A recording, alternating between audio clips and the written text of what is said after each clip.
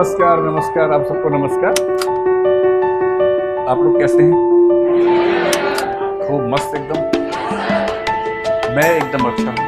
तो मैं एक बात से शुरू करता हूँ आज, और आपको मैं ये समझाना चाह रहा हूँ कि जिस चीज को आप सफलता कहते हैं,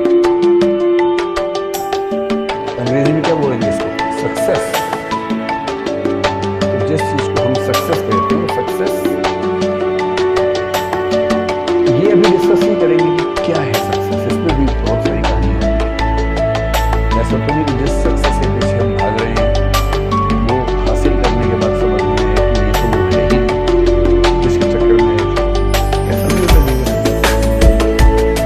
अभी आप छोटे हैं, धीरे धीरे अभी आपने शायद एक स्तर पे किसी व्यक्ति के पीछे भागे, दुर्भाग्य से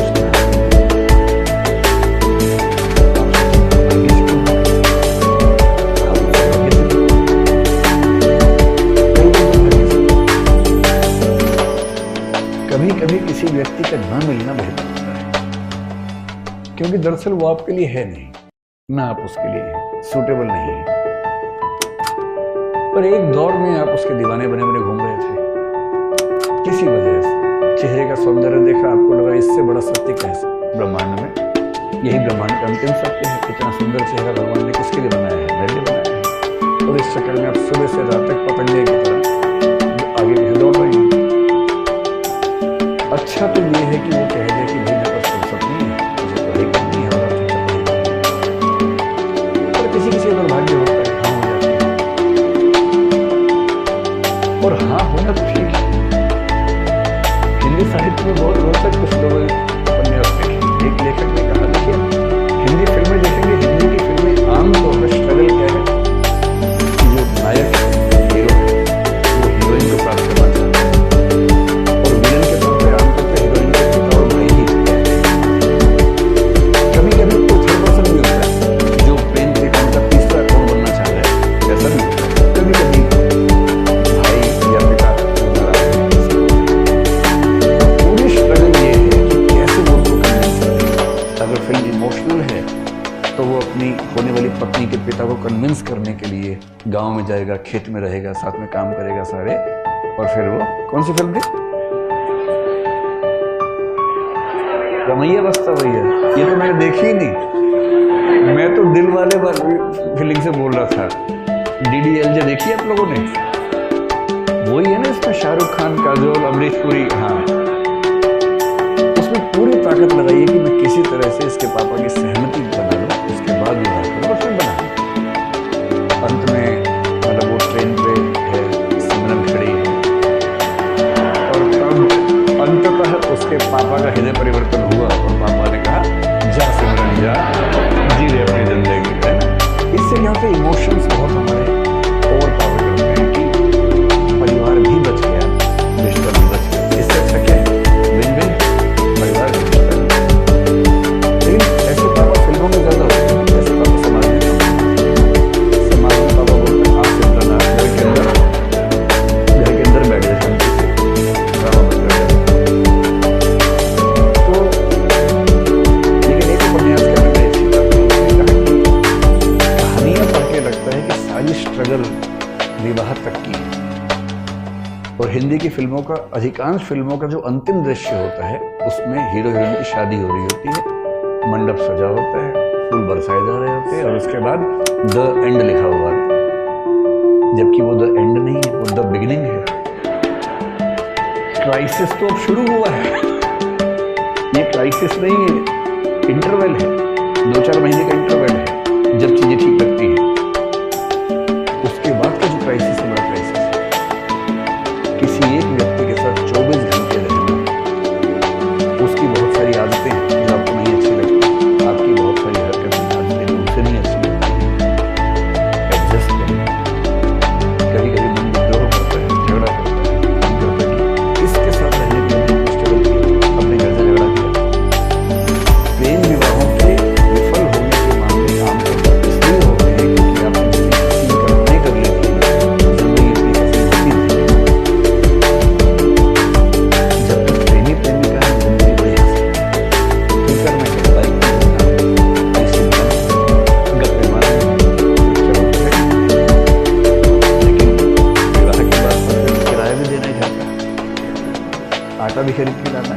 दाल भी लेके आनी है और एक दूसरे की कड़वी बातें भी सुननी है, जो पहले तो मीठी मीठी बातें होती थी। एक दूसरे को मेकअप के बिना भी देखना है, जो नेचुरल पोज है वो भी देखना है। अभी तक तो वो देखा गया जो बहुत अच्छे से बनाया गया था। दिन में 1 घंटे के सौंदर्य के लिए 3 घंटे तपस्या की गई थी, केवल वो 1 घंटा देखा था। अब तो बिना पानी बिना धूप वो जो मूल रूप है अब तो वो भी सामने आएगा। मेरी भी लव मैरिज है। मतलब जब कोई व्यक्ति कहे तो कुछ हिस्सा तो अपने अनुभव से आता ही होगा उसका।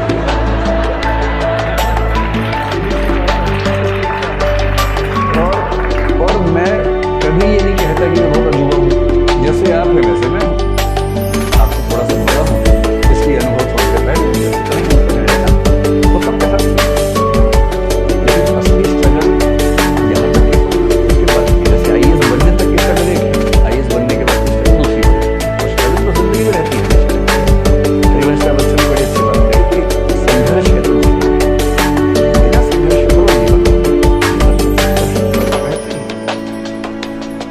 ठीक वैसे ही मैं आपसे कहना चाह रहा था कि अगर दुर्भाग्य से किसी ने हाँ बोल दिया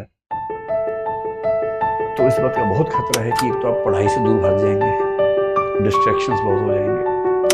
उससे बड़ा खतरा है कि 3-4 महीने 6 महीने बाद आपको उस व्यक्ति से भी दिक्कत होनी शुरू हो जाएगी और फिर आपको जीवन का सत्य दिखेगा, मुश्किल दिखेगा। इसका मतलब ये नहीं है कि जीवन सुंदर नहीं, जीवन बहुत सुंदर है। बस सही समय पर सही चीजें हों, सही तरीके से हों तो सुंदर बन जाता है। तो सफलता क्या है उस पर हम आज बात नहीं करेंगे, क्योंकि सफलता एक दौर में हमें जो लगती है, एक दौर के बाद कभी कभी लगता है कि वो सफलता नहीं है।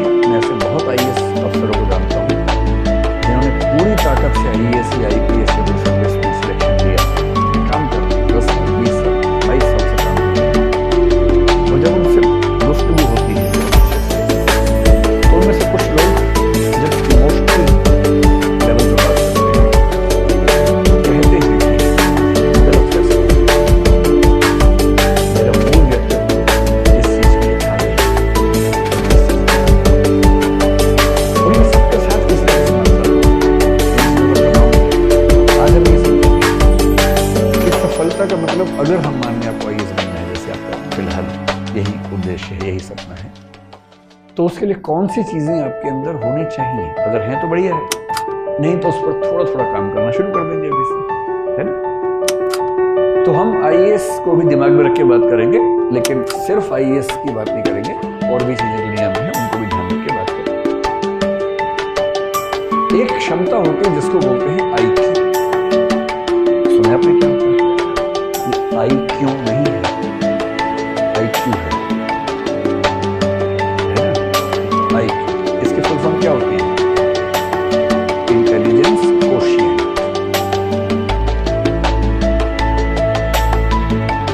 कोशिएंट क्या होता है? कोशिएंट का मोटा मोटा मतलब समझ लीजिए कि किसी चीज की वैल्यू कितनी है, किसी रेफरेंस में किसी चीज की वैल्यू, उसकी मात्रा, क्वांटिटी कितनी है,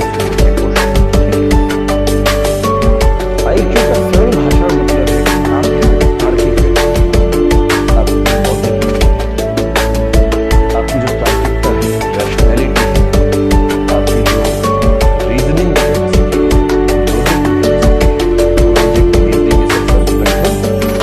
मिलते जुलते हैं, ये क्षमता कितनी है आपके अंदर।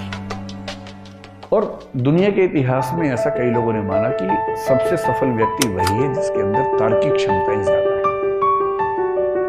कुछ हद तक ये बात ठीक भी है, क्योंकि अगर आप तार्किक ज्यादा हैं तो आपकी डिसीजन मेकिंग कैपेसिटी बेहतर होगी, जो कि DM में होनी भी चाहिए। DM में क्या है? डिसीजन मेकिंग, क्योंकि फैसले कर रहे हैं और आपका फैसला केवल आपके बारे में नहीं है, पूरे जिले की जिंदगी के बारे में। 12, 14, 15 साल की सर्विस के बाद आप पूरे राज्य के स्तर पर प्रभावित करने लगते हैं समाज को। और यदि आप सेंटर की डेकोरेशन पर आ गए और 25-28 साल की सर्विस कर चुके हैं तो आपकी कलम पूरे देश के लिए बेहतर है। इसकी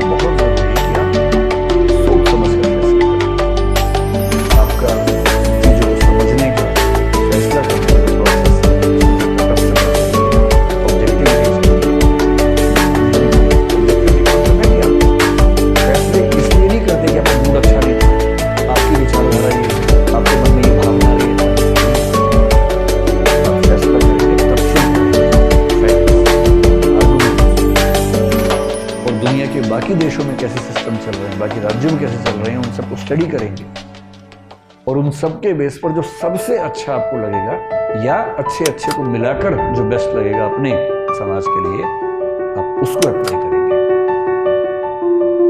ये जो पूरी क्षमता है इसको बोलते हैं इंटेलिजेंस क्वोशिएंट। और हम मानते हैं कि बिना इंटेलिजेंस की सुपीरियोरिटी के आप सचमुच कम से कम सिविल सेवाओं में तो ना जा सकते हैं ना शानदार परफॉर्म कर सकते हैं। कुछ ऐसे लोग हैं जो संयोग से किसी तुक्के से सिलेक्ट हो भी गए तो वो अच्छे परफॉर्मर नहीं होते। अगर एक जिला ठीक से नहीं संभालेंगे, एक दो घटना करवा देंगे तो आपको अगला जिला मिलेगा ही नहीं। फिर आपको सचिवालय में कोई ऐसी पोस्ट देंगे जिस पोस्ट की वैल्यू बहुत कम है। और IAS IPS के हर सर्विस में कुछ ऐसी पोस्ट रखी जाती है ताकि ऐसे लोग जो सरकार के साथ संगति में नहीं है या जिनकी कॉम्पिटेंस कम है उन्हें वहां से केस में कर सकेंगे। मुझे मेरे पद के अनुसार दिया है तो उनके लेवल भी कम बना के रखते हैं शंटिंग करने के लिए। चाहे आप बैठ जाओ, नुकसान मत करो।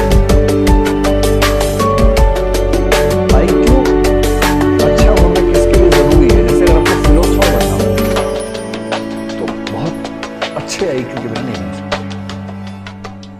किसी का IQ अगर 90 से 110 के बीच में है तो मानते हैं कि सामान्य बुद्धि का व्यक्ति है, एवरेज, ठीक है। अगर आप IAS बनना चाहते हैं तो जनरली हम मानते हैं कि 120 140 के बीच में अगर IQ है तो आप ठीक है, बढ़िया। 140 प्लस IQ किसी का हो तो इसका मतलब गिफ्टेड व्यक्ति है, बड़ी बात। किसी किसी का IQ 200 भी होता है, एक दो व्यक्तियों का 250 के ऊपर भी देखा गया इतिहास में, लेकिन बहुत रेयर बात। ये वही व्यक्ति हैं जो 5 साल की उम्र में 12वीं क्लास पास कर रहे हैं, 8वीं क्लास में इस यूनिवर्सिटी में PhD कर रहे हैं, मतलब 8 साल की उम्र, 9 साल की उम्र। कभी सुना है ऐसा? ये वो व्यक्ति है कि 8-9 साल की उम्र में उनके दिमाग का इतना विकास हो चुका है कि जैसे एक बच्चे की कहानी में पढ़ रहा था, शायद अमेरिका यूरोप के देश में था, तो उसकी उम्र थी शायद 5-6 साल की। तो अपनी उम्र के हिसाब से क्लास में पहली दूसरी क्लास में बैठो, सब बच्चे पढ़ रहे हैं, मैडम को समझाने लगे, मैडम मेरे 3 से कम है तो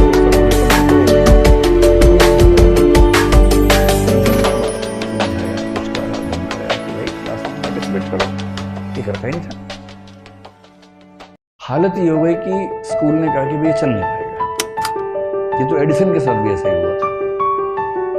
और बाद में जब टेस्ट किया उस बच्चे का IQ निकला 200 के आसपास, और तब पता लगा कि उस बच्चे का मेंटल लेवल 10वीं क्लास का हो चुका था, बिठाया था पहली क्लास में। अब अगर टी टोमेटो, उसका दिमाग जोमेटो भी सीख चुका है। जैसे उसको 10वीं क्लास में भेजा, मतलब वो 1 साल का क्लास जो है वो 1 महीने में आराम से कर लेता है। 8-10 साल की उम्र में यूनिवर्सिटी में चला गया, 12-15 में प्रोफेसर बन गया। है ऐसा IQ तो क्या करें, किसी किसी का हो। और IQ में दिक्कत ये कि IQ हमारे चाहने से नहीं बढ़ेगा। IQ में बड़ी मात्रा इस बात की है कि आपको जेनेटिक बायोलॉजिकली हाँ एक रेंज के अंदर थोड़ा बहुत कोशिश बढ़ा सकते हैं, लेकिन अब पूर्ण